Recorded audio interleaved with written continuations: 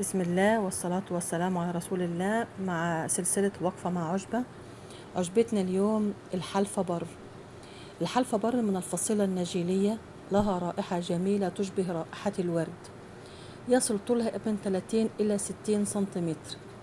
تحتوي على زيوت طيارة ومضادات أكسدة وفيتامينات ومعادن هامة لصحة البدن. تتنوع أسمائها في معظم البلدان، من أسمائها صخبر، حشيشة الجمل، سنبل عربي، طيب العرب، تبن مكة، أذخر، قش مكة، الهشمية، المحاح. من فوائدها للجسم: تساعد على تحسين المناعة، تزيد مقاومة الجسم للبكتيريا والفيروسات الضارة والخطيرة، تخلص الجسم من الدهون المتراكمة خاصة مناطق الأرداف والبطن وتنقص الوزن الزائد، تساعد على تحسين الهضم والحماية من تراكم الفضلات بالأمعاء والفطريات، تقلل من تراكم السموم بالجسم وبالتالي حماية أجهزة الجسم بالقيام بدورها، تحمي من الإصابة بالأورام خاصة المعدة والكبد، تساعد على تسكين مغص المعدة ومغص الحيض، تساعد على تحسين فرص الحمل للنساء، تحمي من أمراض الهشاشة والروماتيزم، تحمي من نزلات البرد والإنفلونزا، لا يوجد أضرار لها، والأفضل يتجنبها مرض الفشل الكلوي والمرضع والحامل.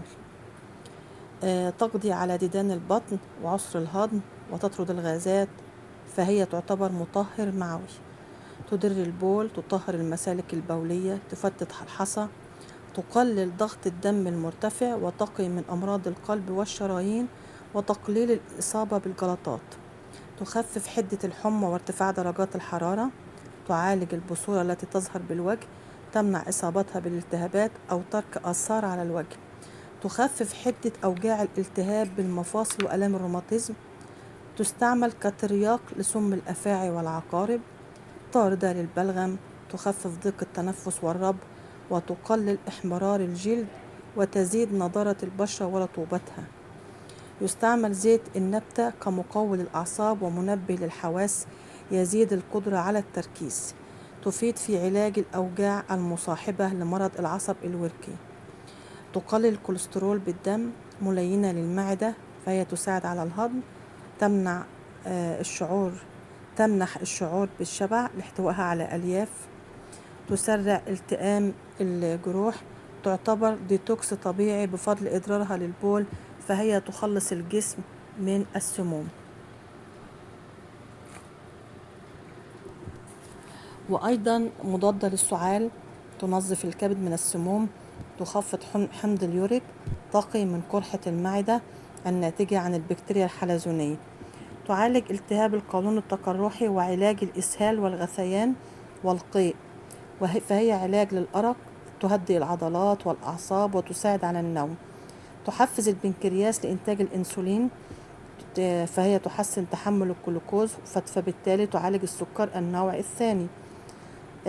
تستخدم الزيوت العطرية كمنكه للمشروبات وفي تتبيل الطعام، وتستخدم في أنواع عطور ومزيلات للعرق، تطرد السوائل الزائدة للجسم، مسكن ومهدئ لآلام الأسنان واللثة، وتقضي على بكتيريا المسببة للتسوس عند علكها أي مضغها، تخفض مستوى التوتر والغضب، تعزز الدورة الدموية وتزيد كرات الدم الحمراء، تخلص قشرة الشعر بدلك الفروة بزيتها، تخفف آلام العصب الوركي كما ذكرنا، تعالج بعض أمراض الرحم يستخدم في علاج لسعات العقارب والأفاعي، وتساعد في علاج مشاكل الرجال، تساعد على فقدان الوزن من 15 إلى 20 كيلو.